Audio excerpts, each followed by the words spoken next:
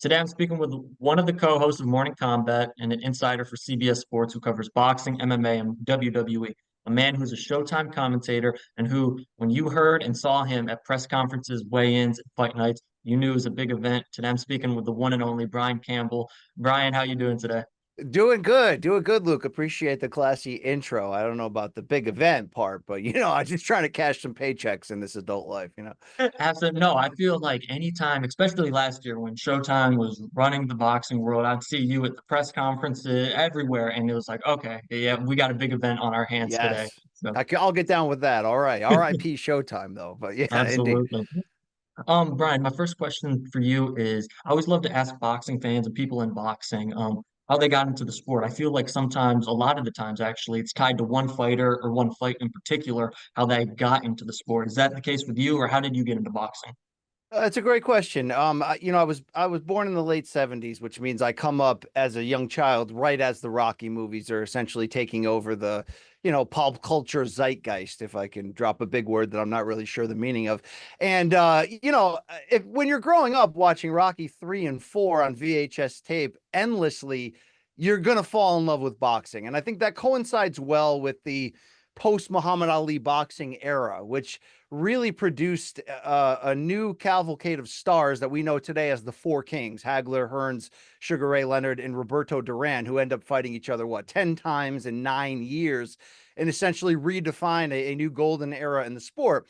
I'm a young child in the 80s. I'm not necessarily watching these fights, fight by fight, but I am aware of what's going on in the sport. There was some very key crossovers. One of those, of course, being Hulk Hogan showing up in Rocky 3, and then not too long after, as my wrestling fandom in my early years really starts to take over with the Rock and Wrestling Connection in WWE. It really felt like all my worlds were collided. I get cable TV for the first time in 1984, and I turn on MTV and essentially never turn it off. Then Hulk Hogan shows up on there. I'm like, oh, the guy from Rocky 3, this is great. And suddenly I'm in. And I think you look at that era, a fight like Hagler Hearns from 1985, that's replayed on ESPN after school in the mid 80s every week. It's just like, Mhm. this is the greatest fight we've had. Watch it. You coincide that, of course, with just a great era of the sport. In 1987, Sugar Ray Leonard, Marvelous Marvin Hagler pay-per-view fight, which was on a weeknight, by the way. People forget that used to be the way it was. My dad was never a sports fan, but that was the first and in a lot of ways the only event where it caught him. It caught the bug for him at work. He comes home saying, "We got to buy this pay-per-view. We got to do a party." And I think if that's your entry into like the first fight that you're going to try to care about, can Ray Leonard overcome the eye injury that forced him out of the sport and move up in weight and take on the killer and Hagler? And then you get a classic fight, a perfectly disputed finish that's still disputed to today with that decision. Mhm. And that just really began to show me like there's something here. I love pro wrestling. I'm getting into other sports, but boxing's just different, right? There's that life Uh-huh. or death element. There's that raw element to it. There's a lot in there. And I wasn't my boxing fandom in the years to come would dip or get extreme at certain points. I mean, when that group of 1990s heavyweights came together, Tyson, an aging Foreman, Lewis, Holyfield, Bo, on and on. Again, another golden era of the sport that I was lucky to be watching. But when I get a little bit older, I'm much more of an NBA fan. I'm not really into boxing as much. And it really took a confluence of events, the Gotti Ward trilogy, to wake a lot of people up. And then when I, in my mid 20s, was asked by a friend, "Hey, I turned my covered porch into a boxing gym. You want to come and train with me?" When it was me getting a full taste of what this sport have to offer. Not, I was never a fighter. I didn't have an amateur background, nothing. But putting on some headgear, taking it seriously, and sparring someone that you can trust, I began to see the sport on a level, scientifically, if you will, that it wasn't just, hey, who's the tougher between these two and who's going to knock the other one out. That triggered a fandom in me. That was 2004. That has not extinguished to this day. This is pre-YouTube. I'm suddenly spending my entire disposable income on complete DVD collections of my, favorite fighters' entire careers. And I'm trying to fill in the blanks of the years I wasn't watching as aggressively. And from that point on, it's been a chain of events that I've just followed, meaning I could feel and see things starting to line up in my life and career. Give you a quick example. 2005. maybe the prime of my single mid-20s life. I should be out every Saturday trying to find a wife, living it up. No, I'm stuck to the TV with my illegal cable box watching every single boxing fight available. And my roommates, my best friends going, what are you doing? Where's this leading? And I just remember saying, I don't know, but it's something and I can't Mhm. stop it. A year later, I'm lucky enough to finally land an entry point into ESPN, which had always been a dream job for me growing up 20 miles or so outside of Bristol, Connecticut. And it took a few years to establish my footing, but soon enough, I become the fight guy. Everything I do, they're like, oh, that's the boxing guy, or eventually the MMA guy. Go ask Yeah. him, and I guess I just never stopped trying to invest in the sport, never stopped trying to find ways that I could contribute to something going on at ESPN. And before you know it, you end up, and there's a turning point in this. And I really share this story a lot when people are asking me my roots, because I think it's important. I got sat down by my boss, 2010. I've been at ESPN for 6 years. He goes, hey, you're 5.5 years. He goes, you're a great worker. What do you want to do? We want to help you. You want to go be an NFL editor? Do you want to be an NBA writer? What do you want to do? I can call upstairs and help you out. I told him, boss, I want to be a boxing writer because I've been injected with this ridiculous sport and I can't stop.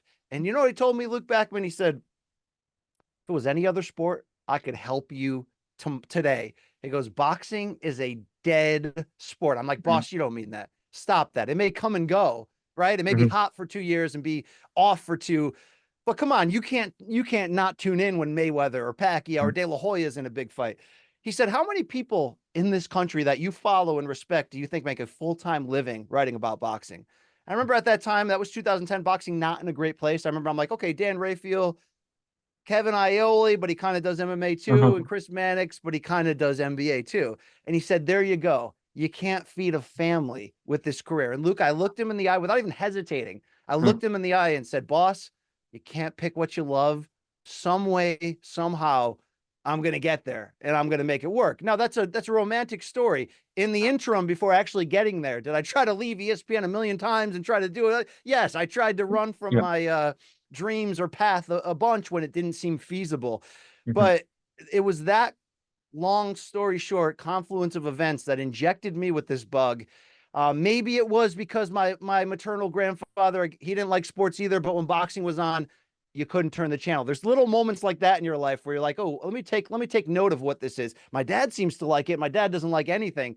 So I'm happy I stuck with it to be in a spot today where I'm able, like you said, to show up at the big fights, have some role, which I take very responsibly and serious, meaning if I'm calling a fight, I'm providing a soundtrack to this. You know what I mean? I have to respect the sport and these fighters enough that 30 years from now, when someone's like, "Hey, remember that great fight? Let's tune it on. Let's tune it in." That my voice is doing what it's supposed to, and this is the dream of all dreams to be this close to this beautiful, amazing, ridiculous, broken, disorganized, violent, and obscene sport that I'm sure the needle pierced the skin for you, and you Definitely. can't stop watching either. No, it's the same way with me. Like for me, it was Mayweather Pacquiao. I was 12, and I remember I got the ESPN notification. Oh, they agree to fight. I don't know who this is. I was like, hey, Dad. Like they say Mayweather Pacquiao are gonna fight. Mind you, we've never watched boxing in the house. He goes, oh, really? They finally did. Like it was more than boxing. When the entire sports world tuned in, it was like Yes. just like the magnitude of just an event like that. It blew my mind, and ever since then, it's just like when I go to a fight, I tell people all the time, I'm like, I think a big time boxing fight, I'll take that event over a Super Bowl. Like going and watching. I just that You're rush damn of right. adrenaline. Like I just feel like that event is so huge and just being in with boxing, I love it. I totally agree with you. It does. It stops the presses. It becomes the Mhm. lead story, not just in sports, but when big enough, the lead story in, pulp culture in a lot of Yep. ways. And you're right. And there's nothing like the big fight. And it's the announcement, it's the promotional build, it's the behind the scenes documentaries, it's the face off, and it's ultimately what I've always called, Luke, the 10 greatest minutes in all of sports, which is those final 10 minutes of the ring walks, the ring introductions, and that moment when they touch gloves in the center of the ring, the entire crowd, which is typically celebrity filled, you're suddenly Yep. peeing next to LL Cool J in the bathroom. You're like, how did I get here? And there's, how many fights have sucked. Let me give you an example. Canelo Floyd, right? Great Yeah. build, 2013, this giant event. Fight's awful. But I'll Hmm. never forget the feeling that week of like, oh my God, we haven't had one of these since De La Hoya Mayweather, like Hmm. 6 years earlier. This is our not Super Bowl. This is our Olympics. This is our Yeah. World Cup, right? Now, I'm Hmm. glad nowadays we're not on that every couple years thing, right? At least it's kind of Right. hot right now. There's Yeah. money in the back end of it with Saudi Arabia and all that, but whether this sport is alive or dead, once or twice, 3 times a year, it does exactly what you just described. It captures the imagination of the general public. And it goes to show you that for as broken as this sport still is, and as much as it makes it so difficult to become a consistent fan because of the Yep. BS, the money involved, everybody still seems to love boxing when it's done right, right? It's still everyone's favorite sport, and I can't get over that fact. Definitely. For you covering boxing, do you feel like you're able to have, say, more fun? I know you and Luke Thomas, Morning Kombat, you guys have a blast, right? Do you feel like it's easier for you guys to have more fun covering boxing and MMA opposed to if you say you were covering one of the major four sports? You feel like you'd have to be more professional covering those, and with boxing, because it's a niche Yes. sport, you can have fun, you can do wacky things. Like, do you feel that? Yeah, look, if you're going to be in this game, and that I'll put the whole combat sports bubble, boxing, Hmm. MMA, bare Yeah. knuckle, when I, whatever, in that, Yeah. you got to be a little crazy or at least a little tolerant of crazy, and you have to like the ridiculousness. And I can't sit here and try to act like it's still not a major part of why I got into the sport and why I love it. You ever hear of the Fan Man incident, Luke, when Riddick No. Bowe and Evander Holyfield had their heavyweight title rematch at Caesar's Palace outside in Las Vegas, and randomly a guy in a propeller backpack flies into the Yep. ring in the middle of the biggest fight of the year? Like that kind of craziness is boxing, to me. And, Hmm. and, and it does extend to mixed martial arts. First of all, covering these sports compared to anything else. Now, I haven't had a great history at a high level. I've covered college sports. I've covered, I've Yeah. worked at newspapers. I've done, Hmm. I've done the small mixture of all that. There's no access at the highest level like MMA and boxing, and there's really no filter on these athletes. Like if somebody like an NBA star or a Tom Brady in football, if they're going to do an interview, which is, going to be somewhat rare, especially a one-on-one exclusive, there's a message, there's a corporate, there's a flow to what he's going to say or not say. It's an Hmm. open book for better or worse in combat sports, and I say worse because Yeah. the political correct engine will catch up in the combat sports world, will still be far behind on that. So that can get a little dicey at times. But yes, this has an edge of danger and excitement to it. And I don't just mean the danger for the athletes inside the fighting surface, which is a big part about why we watch, to be fair, the respect we have, the idea that is an NFL game life or death? Well, look, people can get hurt. That can be serious. But no, it's not life or death. Major League Baseball, no, there's 161 other of these if you tend to Yep. lose it. Boxing is not only, or MMA, close enough to as life or death as possible, but these athletes are only fighting once or twice a year to a frustrating level where when you fight, you're only as good as your last fight. So that performance means so much to your financial future, to sometimes your health and everything. So yeah, it just feels like the fight game in a weird way matters more. And I don't know if it goes back to me being obsessed as a kid with like Mhm. middle school and high school fights, and to probably a bad degree, and sometimes trying to incite them. And I look back and I'm like, yeah, I had that weird bug in me. I Yeah. just want to see who's going to come out and show me that they're the toughest between, two grown men. And I guess I just have so much respect for that, mixed with a love for the ridiculousness. Now, do I love it, Luke, when my great sport, my favorite sport of boxing, will stain itself every couple of years with a ridiculous decision or something like that? No. I mean, even right now, you see the WBA comes out and it's like, yeah, we'd be willing to sanction Jake Paul versus Chavez Jr. for a Oh, title fight. And you're like,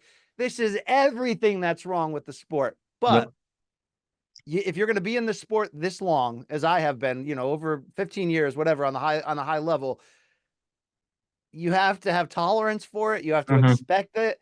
And you have to constantly hope that the sport can continue to rise up and overcome the fact that most people that are in it seem to be in it for themselves, for the almighty dollar, and are willing to do anything that it takes to get ahead. But that's just, again, the sport we choose. Yeah, I feel one of the perfect examples for this is I remember watching it, and kudos to you. And it was the New York press conference for Tank versus Ryan Garcia, and Tank was like 2 hours late. And you Yes. and Luke Thomas, I just had to talk and talk. And as someone who kind of does broadcasting and realizing how hard it is to ad lib for 2 hours. I mean, that just goes with the sport. I mean, that might have been Tank trying to get an edge, like a lot, it's like mentally, or just him being late. But that's something you don't get in baseball or basketball. They're going to No. be there on time. And Yeah, the stars have more clout and ability to act like that. But to the point you mentioned there, we call that in the industry vamping, when you mhm, unscheduled have to fill time.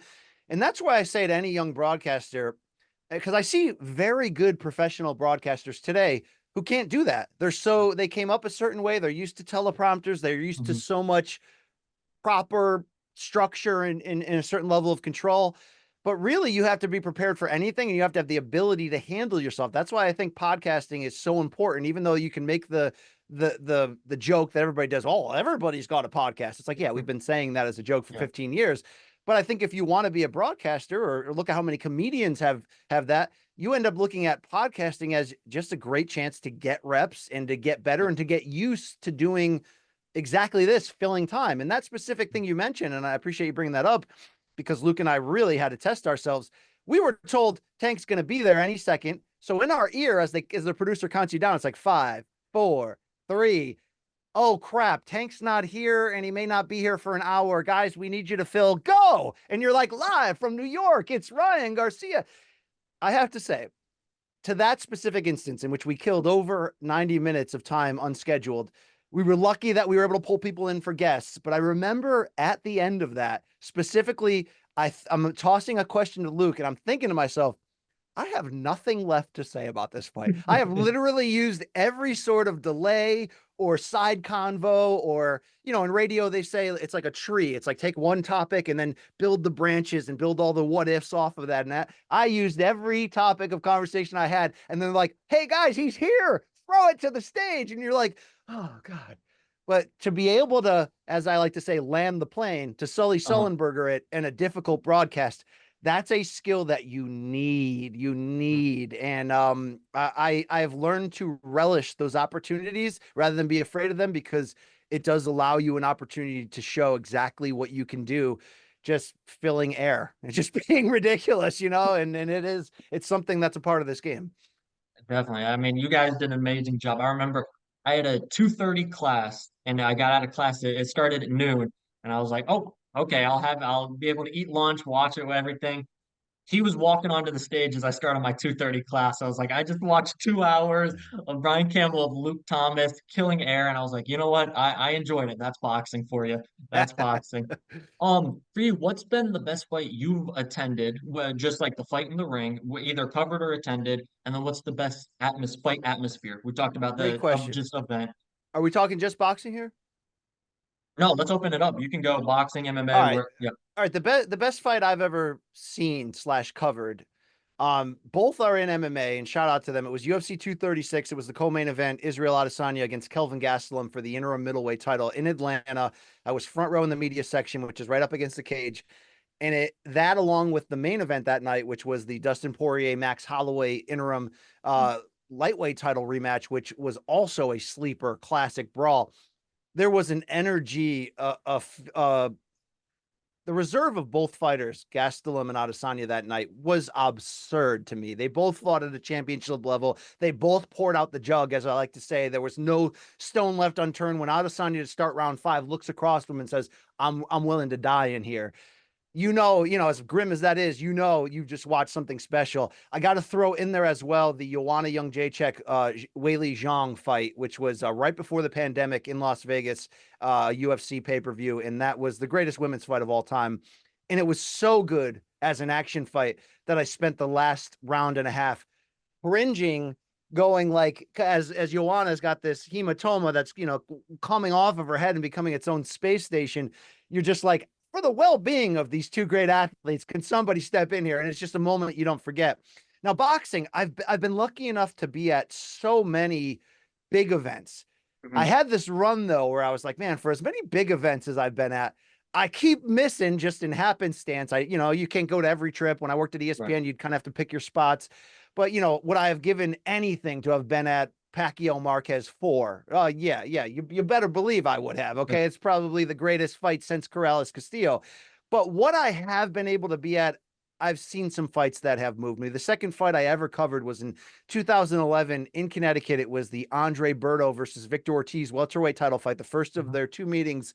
And it was just one of those nights where, they trade knockdowns in the final 10 seconds of round 6, and the late Emmanuel Stewart on the HBO broadcast sitting just a few feet from me is yelling, "Oh my God, look at this," right? Just one of those great moments of just testosterone and just to, I remember specifically it was Floyd Mayweather, 50 Cent, and Al Heyman all sitting together ringside. They had flown from a helicopter from 50 Cent's mansion in Farmington, Connecticut, which is the old Mike Tyson mansion, which I don't live far from. And it was just this, Floyd was scouting his next opponent, who turned out to be Victor Ortiz. And to see a fight that the second half of that fight, people forget because it was forgetful, but the first 6 rounds of that fight were just mayhem of trading knockdowns and ridiculousness. Jim Lampley calling it the Foreman Lyle of the welterweight division, which was a great call. I'll never forget that. I've been to some great classic sort of undercard moments in which you can say the fighters' names and people don't remember, but it's like, man, I remember when, can't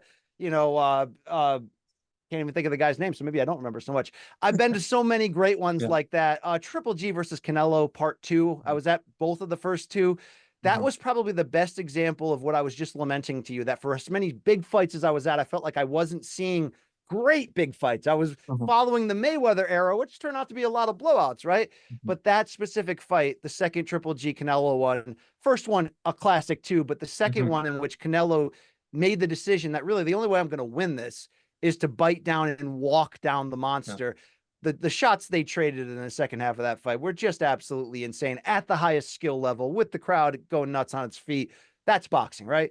But in terms of the pageantry, which I love of it, I mean, I've got to obviously throw out Mayweather Pacquiao because there's never been a fight week like that. Mayweather McGregor was as unique a fight build. I mean, that press tour for Mayweather McGregor, which I was really only at one spot. I was at the Brooklyn one, which was the worst by far. They ran out of material. It got very crass, but they were both, McGregor was like over an hour late. Everything about that night in Brooklyn sucked. But I tie that entire tour together as this special place in all of our hearts, because this ridiculous fight, which we weren't even sure would get sanctioned or ever happen, these two became performance artists. It was like a rap battle. It was like they elevated the sport to a level I just couldn't imagine. But I mentioned that that Canelo versus Floyd fight in 2013. That was the first trip I ever made to Vegas, ever, for any reason. And I was covering the fight for ESPN. And to have that long of a gap without a super fight, and the weird backstory, I was at ESPN in the buildup to the 2007 De La Hoya versus Mayweather fight, which really, I mean, that's the fight that launched HBO 24/7 to have that documentary series. They were on the cover of Sports Illustrated. Like, that was such a big deal. And I remember telling my boss, "Hey boss, I think they're going to make this fight. If they make it, I will never ask anything of you for my entire life." And this is before I'm covering boxing. I'm just a jabroni at ESPN. I'm like, "Can you send me to that fight? I don't even care if I'm in the last seat in the arena or in the 10 outside. I just got to taste it. I got to smell it, boss." He says, "If they make that fight, I'll send you."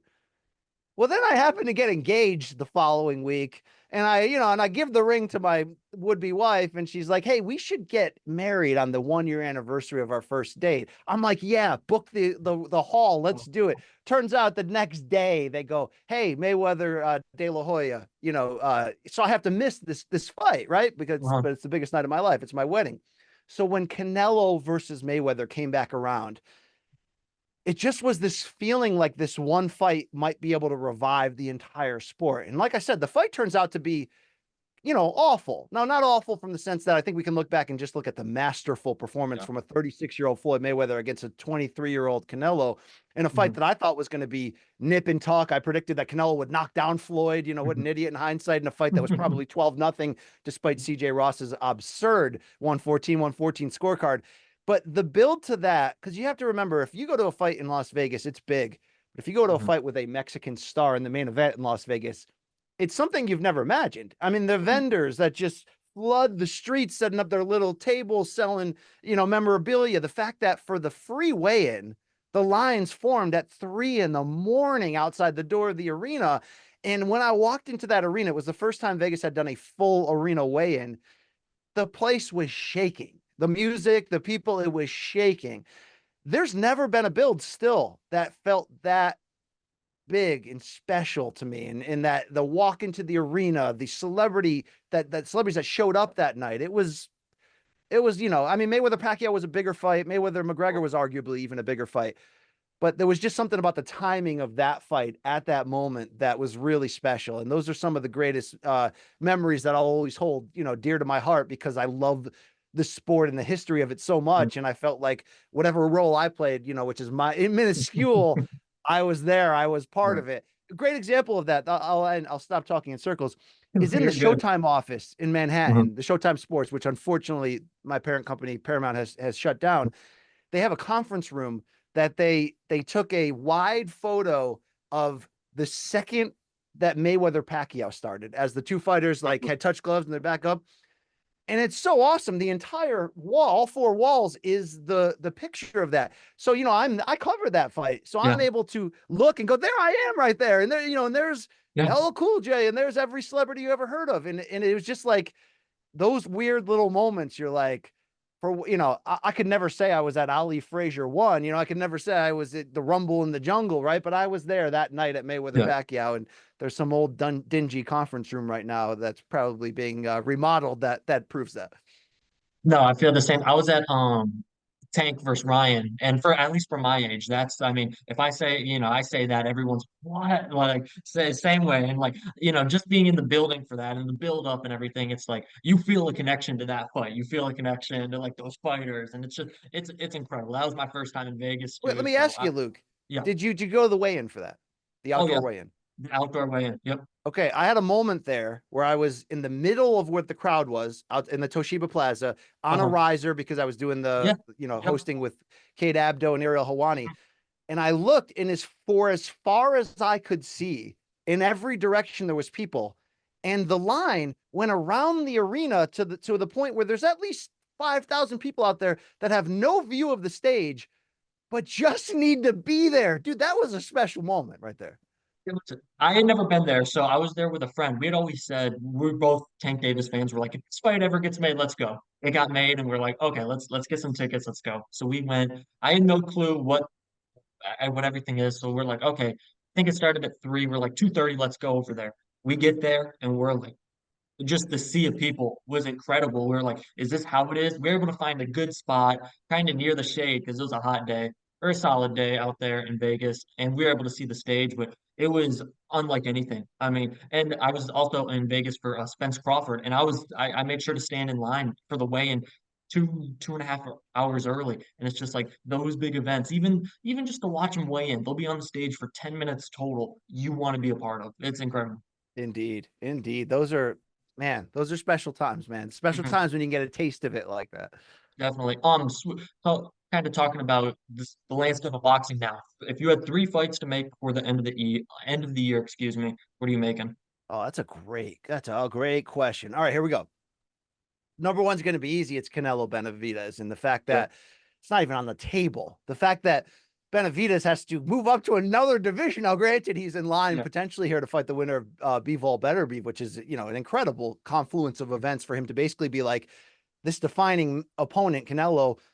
You don't want to fight me, so I don't need you. So I respect Mhm. that decision, but I don't respect a guy that right now at the moment, a guy that I have done nothing but laud respect on, and that's Saul Canelo Alvarez for this specific decision. And it's not from the standpoint of, oh, you have to fight everyone the fans want you to. It's just like, if you're going to be the undisputed champion of the division and you're going to hold it up, and the WBC is going to allow you to do that by not making these obvious opponents, Morel and Benavidez, your mandatory, and instead making Berlanga your mandatory so you can get the fight you want, you're playing the system. I don't have respect for that. But doesn't mean that fight can still never happen. And right now, that's the fight. I mean, it is the fight Yeah. because Canelo is the face of the post Mayweather Pacquiao era without Mhm. question. It may end up, Yep. extending to Gervonta Davis or whoever else of that young group of fighters that came up around the same weight class. I think Karen Mulvaney formerly of Showtime, called them the Four Princes, right? Which is Ryan Garcia, Devin Haney, Tank, and Teofimo, and then I think you've got to throw Shakur Stevenson in there. So Mhm. Canelo Benavidez one. Number two for me is Gervonta Tank Davis against Shakur Stevenson. And I Yeah. think it could happen Mhm. in the next year without question. Obviously it depends somewhat on Shakur's free agency and where he's going to go. But it's a new time right now, as you know, with the Saudi money, not just the Saudi money, though. I say it's a new time because I am overjoyed right now that this group of young American stars, and this is where you got to give credit to Ryan Garcia. And you know, you could throw a lot of shade at Ryan Garcia, and I do regularly for the past year, and it's been sad. It's been a lot. But that dude went out of his way to make that Tank fight, and he went through every hoop possible, and then followed it up by like, I'm fighting Devin Haney, right? Like, you know, after the one off with Duarte in between. So the young American guys want the big fights because things change. Times are cyclical. And, you know, we had the Mayweather boxing businessman era, and there was a lot of copycats after that who were like, yeah, why am I going to put myself through the ringer? I want to do what Floyd did. And people forget Floyd had to put himself through the ringer in the first half of his career to be able to get to that point. But Shakur versus Tank, to me, of those 5 fighters I talked about, of the 4 princes or the whatever you want to call them, because you can't call them the next 4 kings. They got to prove that first.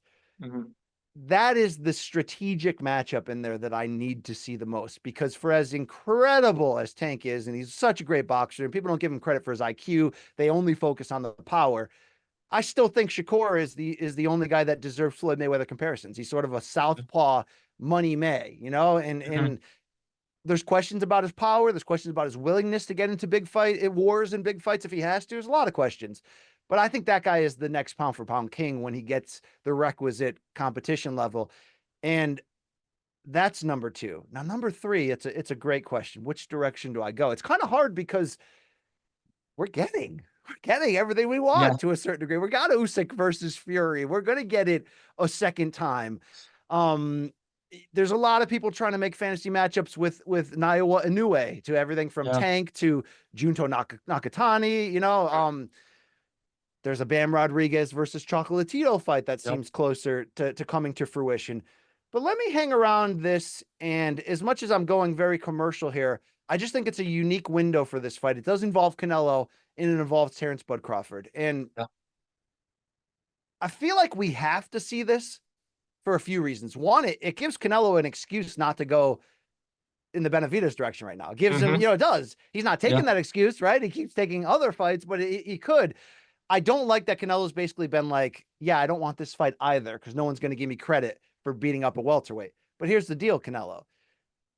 More than half of boxing are already sort of picking Bud to win this. When are we as fans going to see a situation like this where someone's 37, by the way, that's what Crawford is, but had the performance that you were in Vegas for, which is, you know, the one that brought tears to Luke Thomas's eyes, one of the most insane, incredible, one-sided big fight performances we've ever seen. I think he can hang at 68 against Canelo, and it's the most mind-blowing thing to say out loud. He's 37. He'd have to go up 3 weight classes, you know, 20 pounds basically. And he's like, I'll do it. And Turki Al-Sheikh of Saudi Arabia is like, I'll pay for it. So I think there's a lot of questions still as we all turn on Canelo, rightfully, of whether is he being the antithesis of who he was and the reputation he built as a guy who is the biggest star in the sport, former pound for pound king, but also willing to take the toughest fights all the time. There's very little negative you could say against Canelo. I always say he waited out Triple G a year and a half, but people forget that because their 2 fights were awesome. Forget about the 3rd fight, never happened. And, you know, he's done a couple other little things, the failed drug test, but yet we forget about that and go, no, it's just tainted meat. I just feel like he really could be in a fight where he'd be favored to win against Bud. I don't think that people would kill him if he lost it, because Bud is that transcendent talent who was here all this time, but didn't have access to the biggest fight. So we didn't really know how to rate Bud. You know, we had him in our pound for pound top 5. I didn't know he was that. I knew that Spence Crawford had to happen because it could have been our version of Ray Leonard versus Tommy Hearns part 1, right? It could have been that, like, Mayweather Pacquiao, if you will. But that fight, I think, would bring the casual masses. But maybe, just maybe, Canelo is not being the villain we think he is.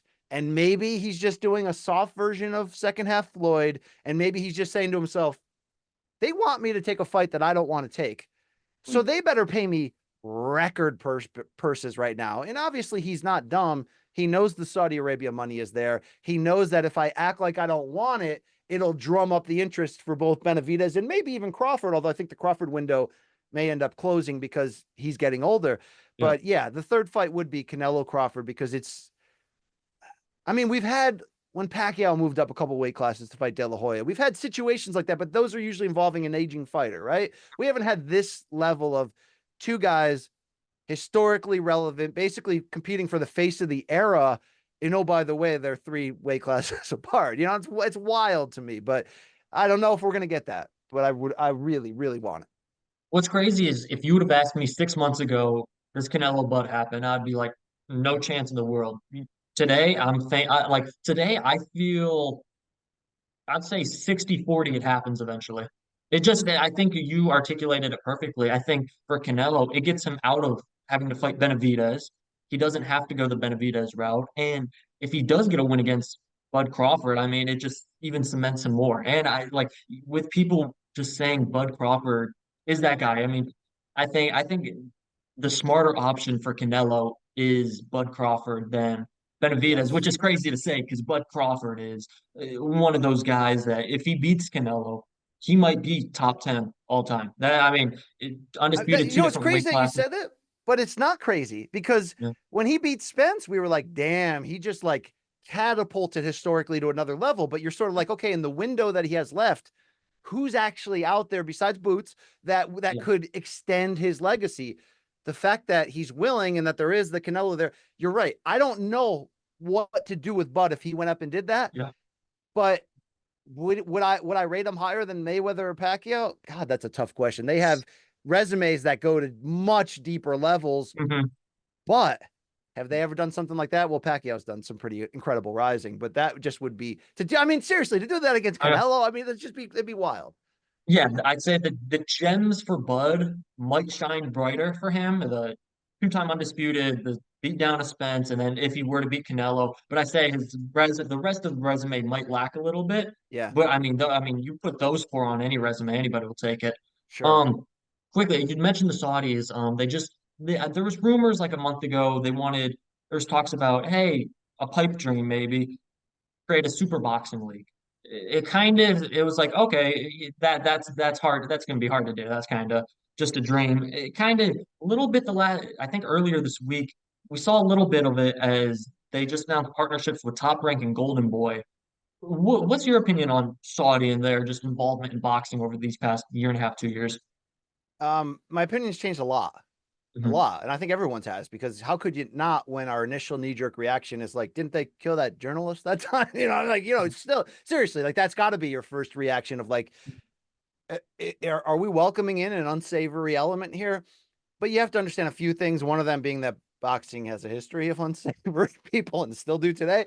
I do think, though, when you really look at what Saudi Arabia is trying to do, is it sports washing? Yes, but there's also a change of their own culture that they're trying through flaunting so much money and throwing it at entertainment properties, trying to make their country a vacation destination, trying to change the reputation of them globally, and most importantly to them, trying to find a new long-term sustainable financial outlet because they see the future that they're not going to have the same oil control and independence financially that they used to. I don't pretend to know things like that. I'm listening to experts like Kareem Zidane, one of the a great independent journalist who reports on stuff like this on his own website for big things. But when they come in and you hear that Reuters report or New York Times report that they're not just coming in to take some or take over, they're coming in to take the whole thing. They're coming in to buy the whole sport. Look, knee jerk. I think the decrepit boxing fan in me is like, yeah, I've been waiting for this forever, right? Like we thought Al Heyman might be that guy back Yeah. in 2015 when he launched PBC on every network. Turned out not to Hmm. be the case. No disrespect to Al, though. He's obviously had played such a huge role in so many big fights. I wanted it, but I think the more we started to talk about what that reality could look like, is you really going to buy all the promotions? Isn't that a direct violation of the Muhammad Ali Act? Aren't we going in the same direction that we are criticizing the UFC for the heavy-handed control that they have with the monopoly and everything, which is why these antitrust lawsuits that are lingering out there are so pivotal and important in the future. The thing I said after taking it all in was I don't think we need to go the extreme of buying them all if you're Saudi, because inevitably a promoter or two isn't going to sign, right? Or is going to be unhappy because you're basically asking them to give over the control of what they do. I said there's a middle ground that would work better, and that is signing some deal, some level of a deal with all of them, but instead using Saudi as a platform to create a major pay-per-view system similar to golf, tennis, and horse racing that we've never seen in boxing, that we've talked about on podcasts for years. The idea that you can have small cards all year, but let's not depend that Mayweather's going to fight once or twice, which is what we used to do, or that, whoever the star is today. Let's literally set up 4 to 5 scheduled cards that Saudi money is fueling. You can call it Riyadh season, you can put commercials, propaganda, whatever you want to do. We just want to see great fights where you have access to every top fighter and you can bring them in and make those dream matchups. And then all the promoters can go back, because remember, we are in an era in boxing where promoters and networks are exclusively tied.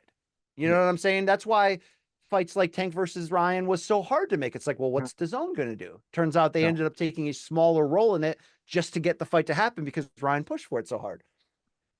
I don't know, because I'm not on the inside of what Turki Al-Sheikh is doing, but when I see what happened this week, a couple things happened. He signed Golden Boy and Top Rank to these promotional deals that in paper help them sponsor some of their cards. There's going to be an exchange of money. I saw Frank Warren just signed an exclusive global deal with DAZN, which was interesting. And then I see Turki Al-Sheikh suddenly put out these tweets that's like, I think DAZN's great and could become the future home of boxing. I'm wondering if, in a weird way, what he's doing is not that he's listening to my podcast, is somewhat similar to what I suggested, which is, okay, instead of heavy-handedly buying everyone, let's just come into an agreement where we give sponsorship money to these promotions to help them stay afloat a little bit. And in exchange, we have the access to get their top fighters for these big super cards on other networks, whether it's DAZN or not. And everyone's happy in the end because we're all making money and your fighters are still getting huge exposure on my cards. And you as the promoter are still getting some money for that too. I think the promoters would be more willing to do that, because I think at this point, you're pretty much with Saudi or against them if they are going to have the control and success that this year has teased in the future, right? If you're going to be the outlier, let's say PBC decides to be the outlier. It's like, okay, but you're going to make only PBC fights from here on out, right? Like it's tough to swallow. Now, I don't know what's going to happen with PBC, but my point is I am encouraged by what this could be, because boxing does need some form of organization. It has always needed a insane benefactor to come in with money that they're willing to burn, because you have to make a, I mean, Dana White is a great example. He thought he was going to come into boxing and have an instant place, and then sort of was like, nobody wants to work with me. Yeah, because boxing is a disorganized bin of barons that are trying to carve out their own slice. I think Turki Al-Sheikh is that great equalizer. He already has been. We're going to see that August 3rd coming up with PBC fighters on a Saudi sponsored card. That whether all the big fights end up on DAZN or some Saudi website, I've heard that they're going to launch a boxing website and they may stream fights on there, whatever that's going to look like, it doesn't seem like Turkey's here to leave it. He's here to stay. It doesn't seem like this is going to be a one-off 1 year thing. So I think it does behoove these promoters. It's not completely dissimilar to what UFC does with UFC Fight Pass, in which they sign all these smaller promotions. They ultimately become feeder leagues for the UFC, but they're getting an output deal from UFC Fight Pass to have a big platform to air their fights and money to keep their promotions afloat. Now, within that structure, is there some issues? Yeah, you can go to MMAI on YouTube and his great channel that really breaks it down, how it's created a system that brings fighters in at the lowest level of pay possible, and there's a lot of issues there. But there's an organization. There's the idea that the UFC keeps all those other promotions afloat to some degree.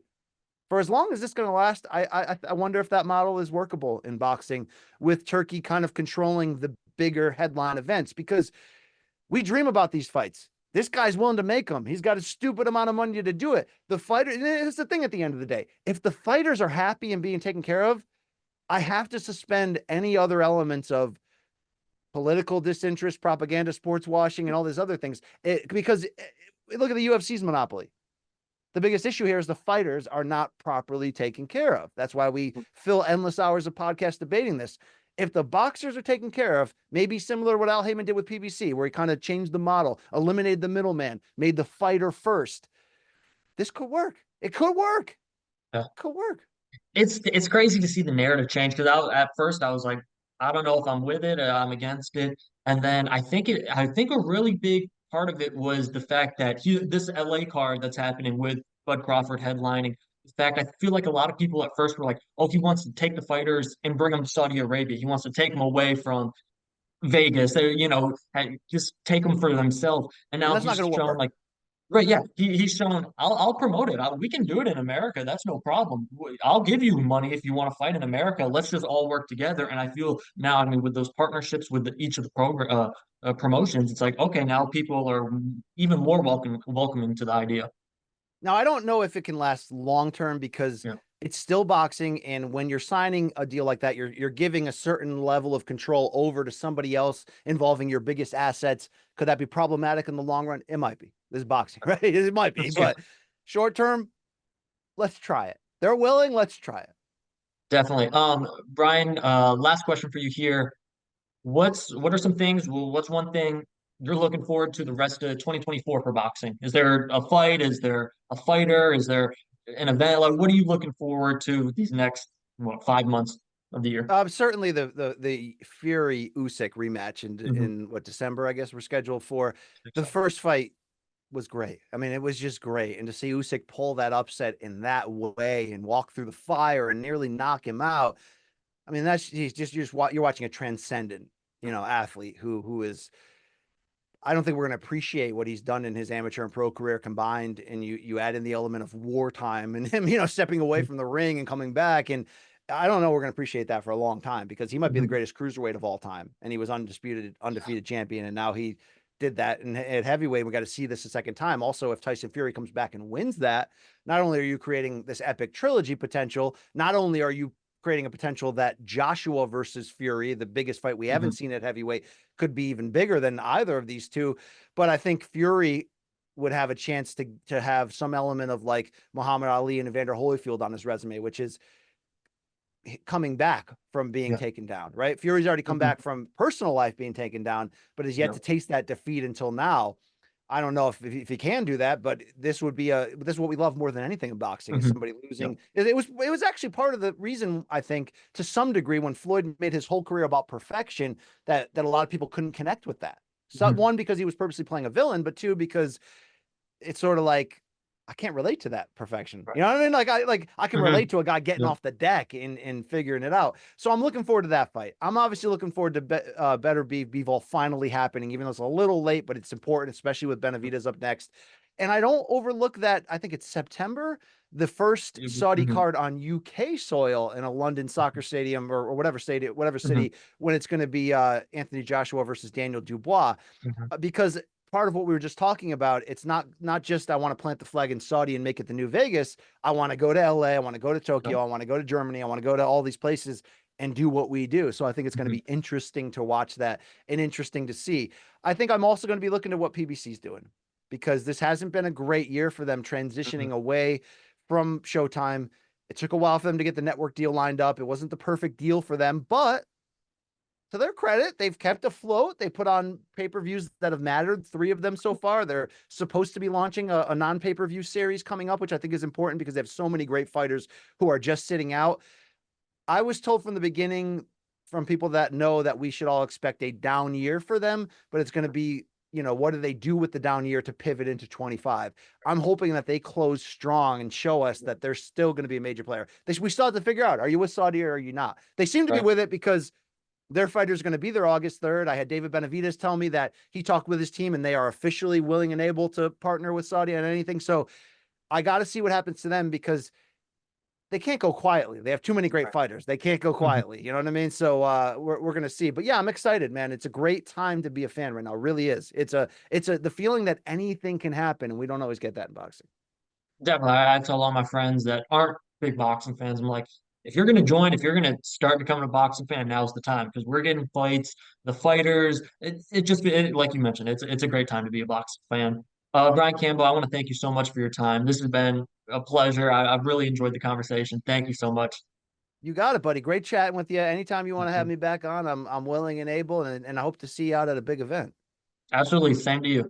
I hope you have a great rest of your day and thank you again. I look forward to talking soon. Thanks, buddy.